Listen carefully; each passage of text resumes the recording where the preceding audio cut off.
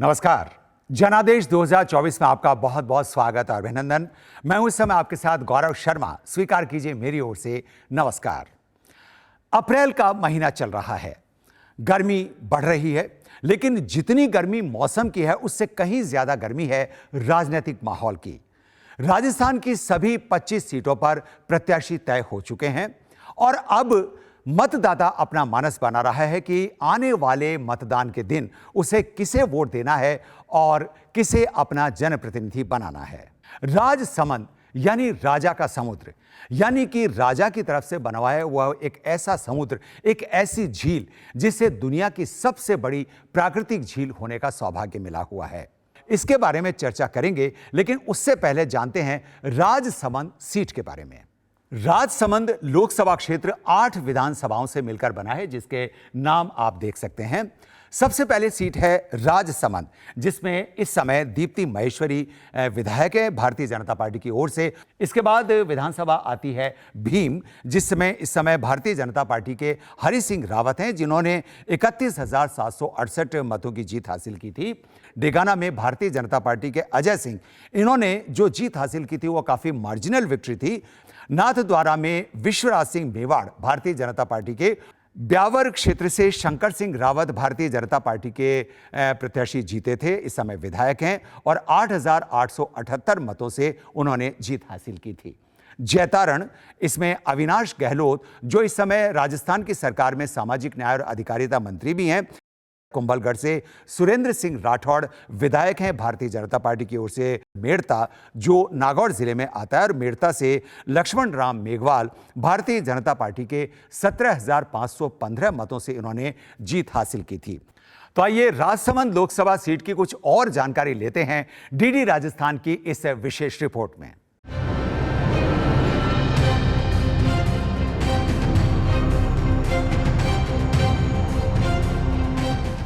Marble नगरी के नाम से मशहूर राजसमंद में लोकसभा चुनाव की सरगर्मियां इन दिनों जोरों पर हैं। यहां दूसरे चरण में 26 अप्रैल को होने वाले चुनाव के लिए भाजपा और कांग्रेस सहित तमाम राजनीतिक दल प्रचार में जी जान से जुटे हुए हैं। 20 लाख से ज्यादा मतदाताओं वाले इस लोकसभा क्षेत्र की भौगोलिक स्थिति पर नजर डालें तो इसमें 8 विधानसभाएं आती हैं। अब राजसमंद शहर की बात करें तो यह अरावली की खूबसूरत पहाड़ियों से घिरा हुआ शहर है।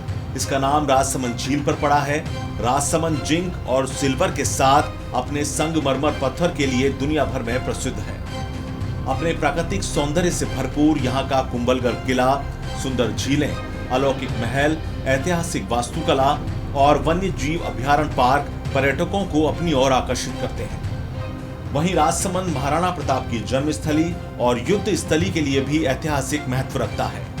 इसके अलावा यह जिला धार्मिक पर्यटन की दृष्टि से भी काफी समृद्ध है। यहाँ वल्लभ संप्रदाय की प्रधान पीठ नाथद्वारा का श्रीनाथ जी और द्वारकाधीश मंदिर सहित 4 भुजा नाथ धाम में देश भर से श्रद्धालु आते हैं। राजसमंद में लोकसभा चुनाव पर नजर डालें तो यहाँ भाजपा और कांग्रेस में सीधी टक्कर है। हालांकि चुनाव मैदान में बसपा सहित कई अन्य दल भी डटे हुए हैं। भाजपा ने यहाँ महिमा कुमारी मेवाड़ को, जबकि कांग्रेस ने डॉक्टर दामोदर गुर्जर को प्रत्याशी बनाया है। इसके अलावा बसपा ने रामकिशन भादु पर दांव खेला है।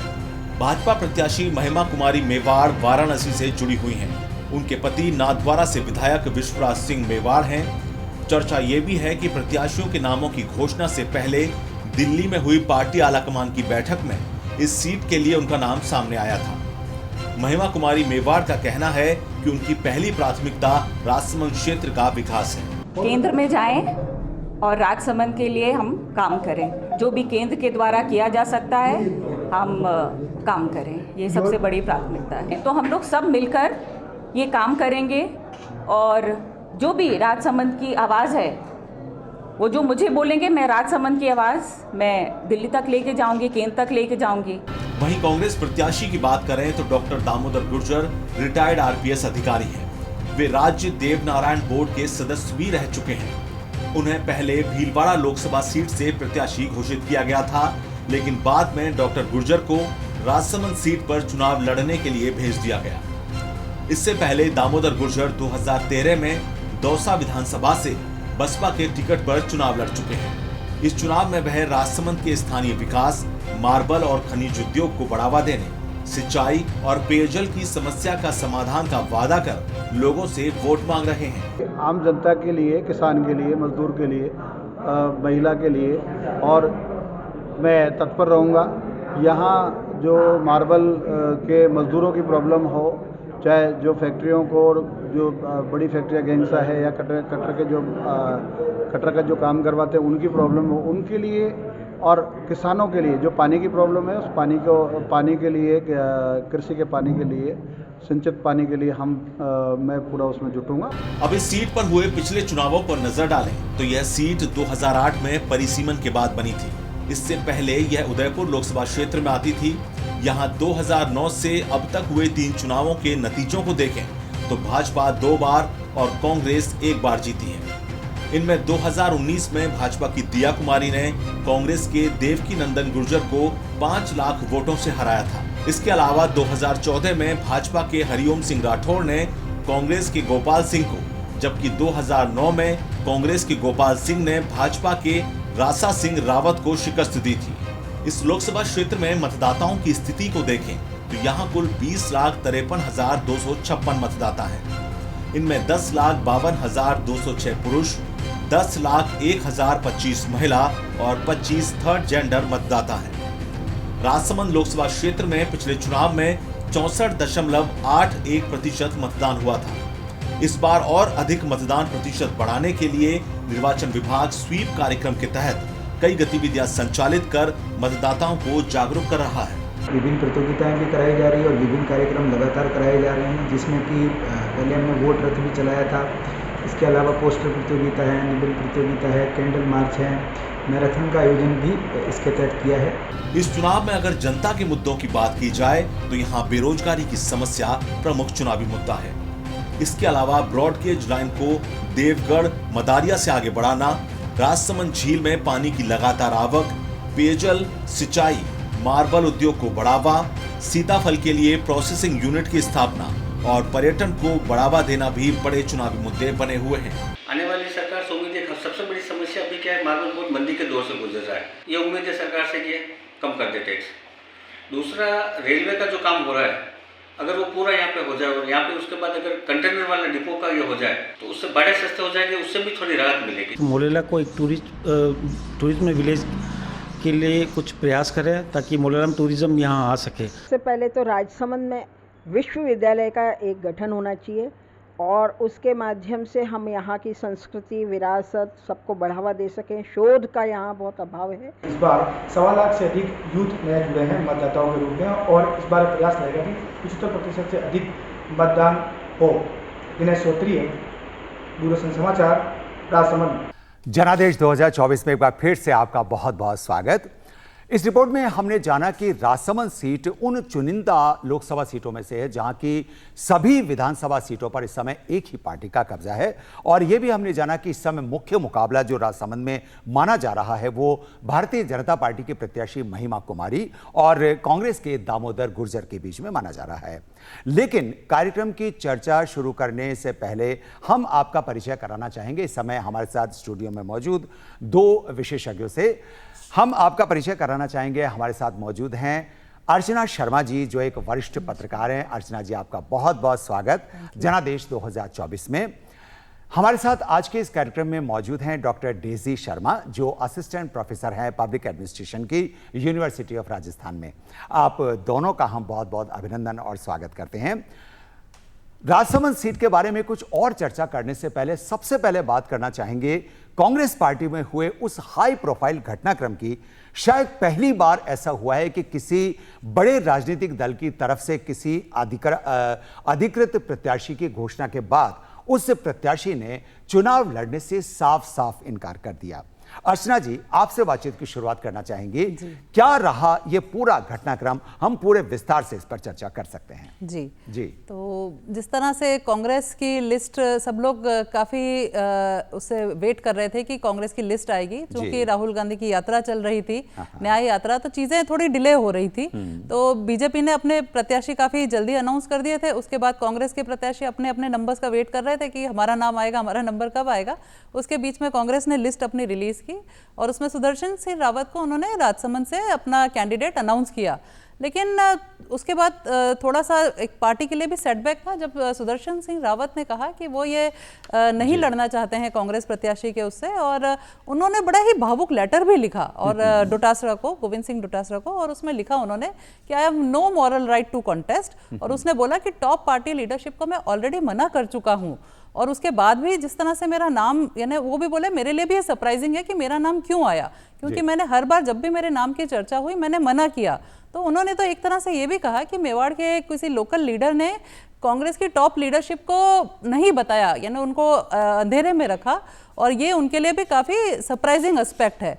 तो कुल मिलाकर काफ़ी प्रश्न चिन्ह उठे इस पर लेकर कि क्या कांग्रेस की सेंट्रल लीडरशिप और स्टेट लीडरशिप में तालमेल नहीं है तो क्या कारण है कि एक आपने अपनी इतनी बड़ी सीट पर एक कैंडिडेट को अनाउंस किया और उसकी सहमति नहीं ली गई। तो इस बारे में हमने कुछ कांग्रेस के वर्कर्स से भी बात की कि क्या कारण था, कि ये पूरे घटनाक्रम के पीछे क्या कारण रहा होगा। तो उन्होंने हमें ये कहा कि बेसिकली ये एक पर्सनल लेवल पे डिसीजन लिया गया है। फादर और सन, इनके जो सुदर्शन सिंह रावत के जो फादर थे, शायद उनका भी चल रहा था इलेक्शन के लिए कंटेस्ट करने का, क्योंकि सुदर्शन सिंह रावत हार चुके थे असेंबली में, तो वो नहीं चाहते थे कि इस टाइम पर फादर भी इस इलेक्शन में आए, क्योंकि पार्टी का अभी जिस तरह से मनोबल जो है वो बहुत अच्छा नहीं है। तो उन्होंने उनके फादर को बोले मना किया था। तो जब उसके बाद में जब वो बाहर थे, ये अब्रॉड में थे, फॉरेन में, तो जब इनका नाम अनाउंस हुआ तो फादर ने ऑब्जेक्शन रेज किया कि भाई मुझे मना करा, फिर आप कैसे लड़ रहे हैं। तो फिर बोले सेटबैक पर आकर उन्होंने भी बोला मैं भी नहीं लड़ना चाहता हूँ। ये हमें पार्टी के अंदरूनी जो सोर्सेज ने इस तरह की इन्फॉर्मेशन दी है। लेकिन कुल मिलाकर ये देखें कि पार्टी के लिए एक बहुत बड़ा सेटबैक है, कांग्रेस रेड फेस्ड रही है, और जिस तरह से बोले कि थोड़ी सी ग्राउंड पर उसकी कमी भी सामने आई है कि किस तरह से आपने पार्टी कैंडिडेट को अनाउंस किया और उनसे बिना सहमति के किया। तो एक यक्ष प्रश्न ये सबके सामने है कि ऐसा क्यों हुआ। डॉक्टर डेजी, आपसे जानना चाहेंगे कि जब चुनाव आता है तो सभी पार्टियों में एक आला कमान या हाई कमान जिसको बोला जाता है, एक वर्किंग कमेटी, एक स्ट्रक्चर बनाया जाता है जो पूरे देश की सीटों का एक गंभीर आकलन करते हैं और सारे बिंदुओं पर उन प्रत्याशियों से संपर्क करके प्रत्याशियों का चयन किया जाता है। ऐसे में क्या कांग्रेस आला कमान की तरफ से प्रत्याशी से संपर्क नहीं किया गया? एक तरफ हम संचार क्रांति की बात करते हैं, देश विदेश से लोगों से हमारा जुड़ाव है, हमारे सोशल मीडिया पे फ्रेंड्स होते हैं, ऐसे में क्या ये बात गले उतरती है कि प्रत्याशी से संपर्क नहीं हो सका?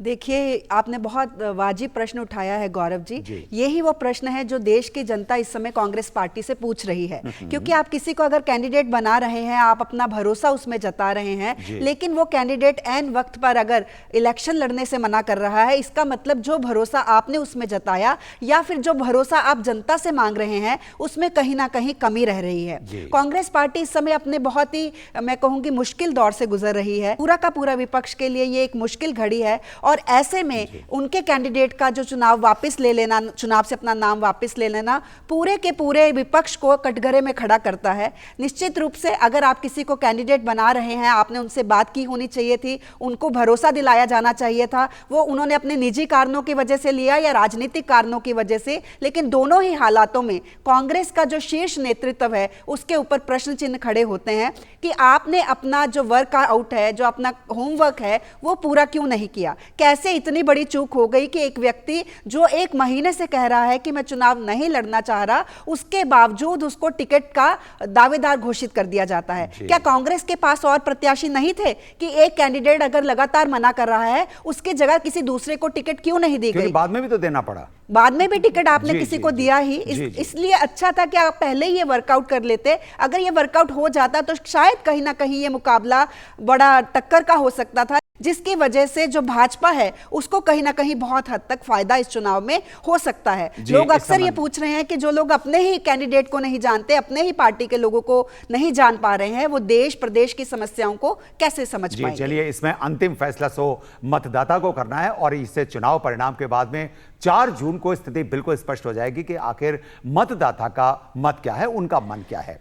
अर्चना जी, अगर राजसमंद सीट की बात करें तो 3 चुनाव अब तक हुए हैं इस चुनाव से पहले, 2009, 2014 और 2019 में, और अगर इनके वोटिंग मार्जिन की बात करें तो ये भी काफी महत्वपूर्ण रहा। हालांकि जो पहला चुनाव कांग्रेस प्रत्याशी लगभग 45,000 वोटों के मार्जिन से जीते थे, लेकिन उसके बाद 2014 और 2019 में ये जो वोट मार्जिन है वो बहुत ज्यादा रहा। एक बार तो लगभग 4 लाख और उसके बाद में 5.5 लाख। दिया कुमारी जो चुनाव जीती थी वो लगभग 5.5 लाख मार्जिन से जीती थी। क्या ये जो आंकड़े आपको बताते हैं कि राजसमंद सीट के मतदाताओं का जो रुख है वो इन पिछले 2 चुनावों में लगभग एक तरफा रहा है, क्या स्थिति पाती हैं आप? जी, 2014 के बाद अगर हम देखें जो लोकसभा चुनाव है ना, वो एक मोदी फेस पे जिस तरह से लड़े गए हैं, पब्लिक ने मोदी फेस में ट्रस्ट किया है। और ये सारे जिस तरह से हम लोग 1 बाय 1 अगर एक सीट का स्टडी करें तो वो हमें ये वाली जो एक थियोरी है ये प्रूव होती दिखती है। तो जिस तरह से हम 14 और 19 की बात कर रहे हैं तो एक तरफ तो प्रबल मोदी फेस था, 19 में जिस तरह से बात करें दिया कुमारी जी थी और इधर देवकी नंदन थे। तो अब जिस तरह से दिया कुमारी एक रॉयल फेस थी, यंग फेस थी, डायनामिज्म के लिए जानी जाती हैं, और एक तरफ जब देवकी नंदन को फील्ड किया उसी टाइम पर काफ़ी एक खुसर फुसर शुरू हो गई थी कि एक जो पार्टी के सबसे बुजुर्ग एक यानी सीनियर व्यक्तित्व है उसको यहाँ पर क्यों फील्ड किया गया।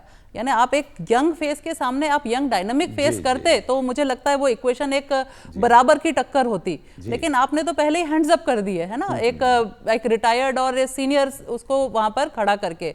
तो वो एक आजकल क्या इंडिया जो है यूथ उसके लिए जाना जाता है ना, हमारी यंग पॉपुलेशन है, सो डेफिनेटली उनके ड्रीम्स भी यंग हैं, काफ़ी चीज़ें वो चाहते हैं होती हुई। तो वो बोले ये कैसे, इसीलिए वो एक तरफा राजसमंद सीट पे माहौल दिखा, इसीलिए इतना लार्ज मार्जिन से दिया कुमारी जी की जीत हुई वहाँ पर।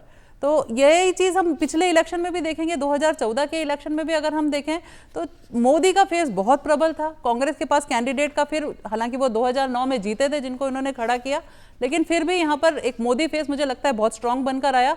और आज की डेट पे देखें तो 8 के 8 विधानसभा जिस तरह से बीजेपी जिस पर होल्ड कर रही है, तो मुझे लग रहा है कि ये बोल सकते हैं कि राजसमंद की जनता ने मोदी जी में ट्रस्ट रखा है, और शायद यही इसका जीता जागता प्रमाण है कि 8 विधानसभा उनकी झोली में गई है इस बार। जी, और यही बात डॉक्टर डेजी आपसे भी जानना चाहेंगे कि अगर वोट मार्जिन की बात करें तो पिछली प्रत्याशी जो दिया कुमारी हैं, जो इस समय प्रदेश की उप मुख्यमंत्री भी हैं, उन्हें अगर वोट प्रतिशत की बात करें तो 69.61% यानी कि लगभग 70% वोट उन्हें हासिल हुए थे। 8,63,000 से भी ज़्यादा वोट थे, और ये भी हमने जाना कि जो वोट मार्जिन था वो 5 लाख से भी ज़्यादा था। एक तरह से एक तरफा रहे इस नतीजे के पीछे आप क्या फैक्टर मानती हैं? उनका व्यक्तित्व, प्रत्याशी का व्यक्तित्व, पार्टी, या फिर किसी तरह की लहर?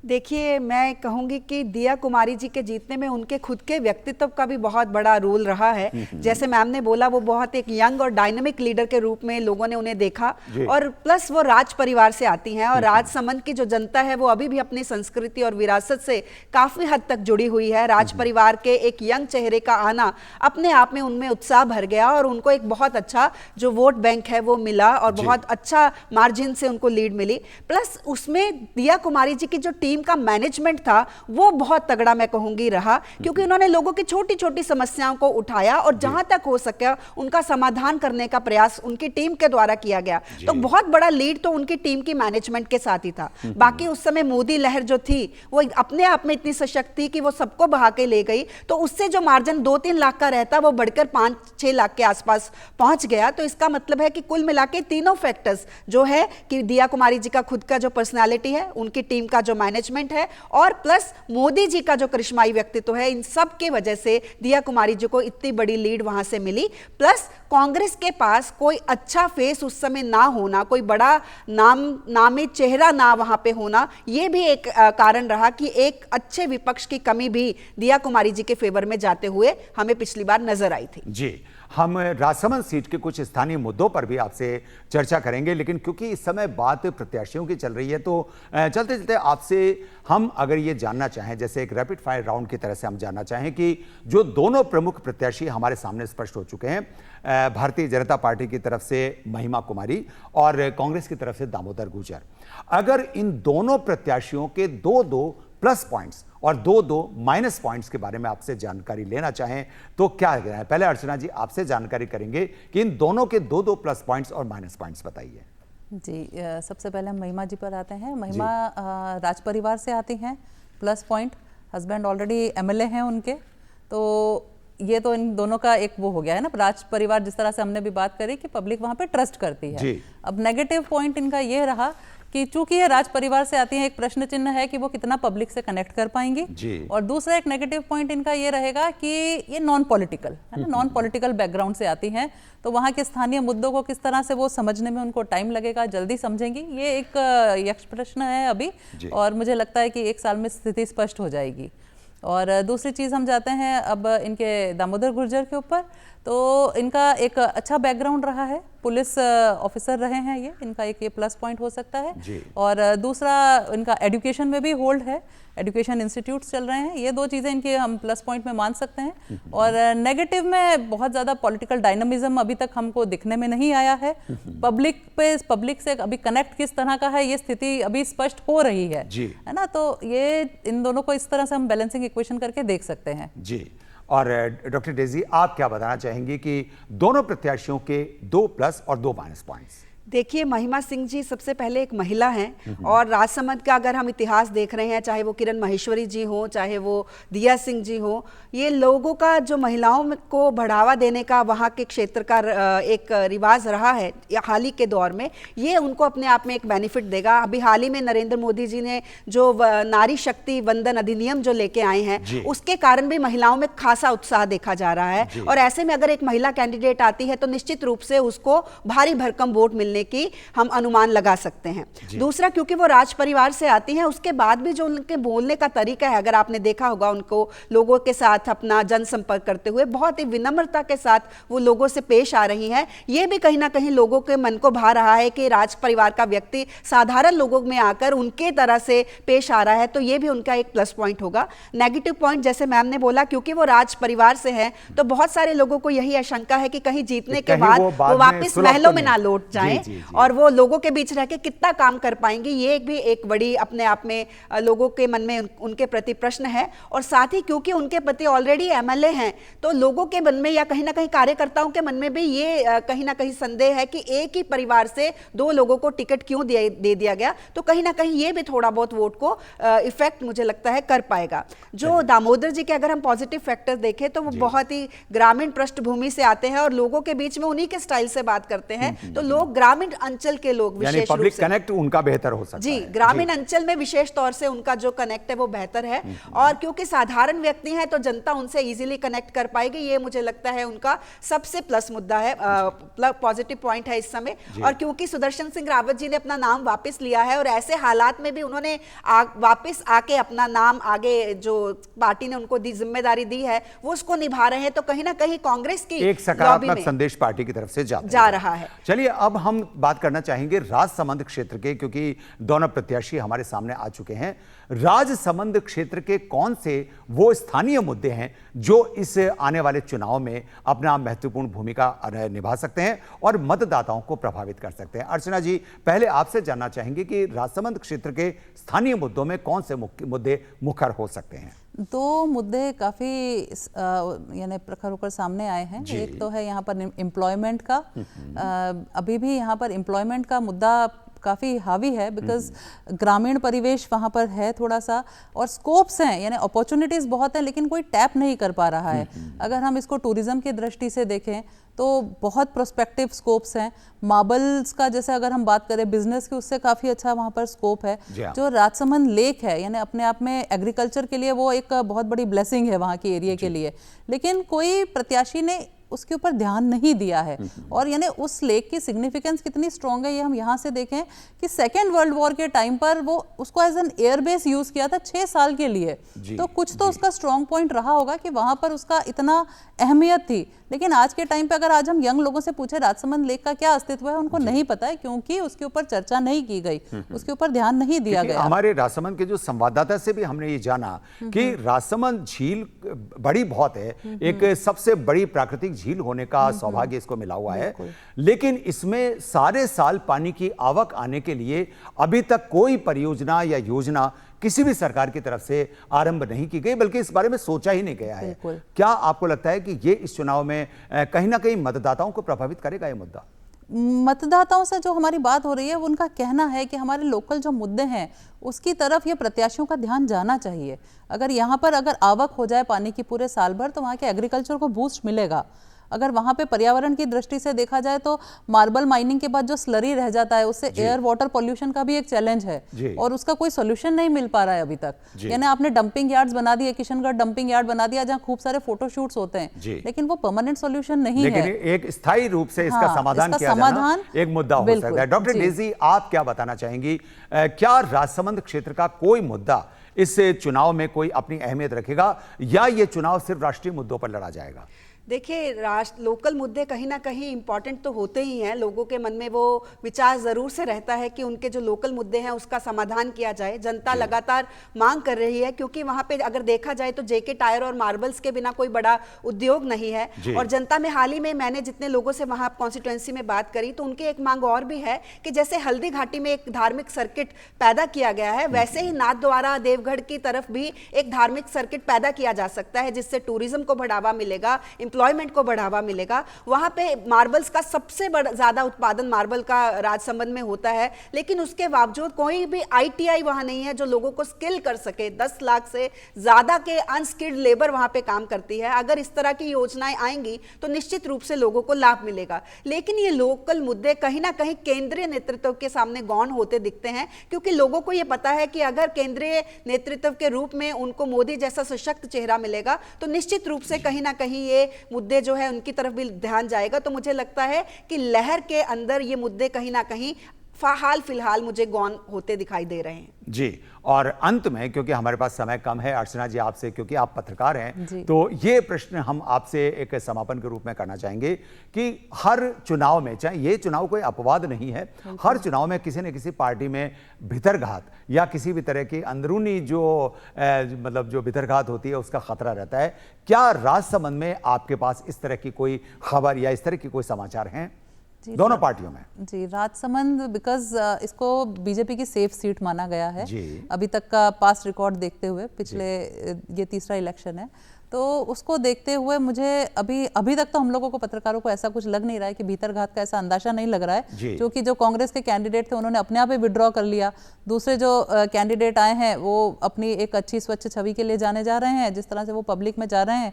अब जो बंदा पहले जिसको खड़ा किया था वो ऑलरेडी ही बैकआउट हो गया, तो वहाँ पे कांग्रेस में भी कोई बहुत ज्यादा तो लग नहीं रहा है भीतरघात का स्कोप। और दूसरा जो बीजेपी ने भी पार्टी कैंडिडेट अपना खड़ा किया है, स्पष्ट छवि, परिवार की भी एकदम स्पष्ट छवि है, उसमें भी कुछ ऐसा लग नहीं रहा है।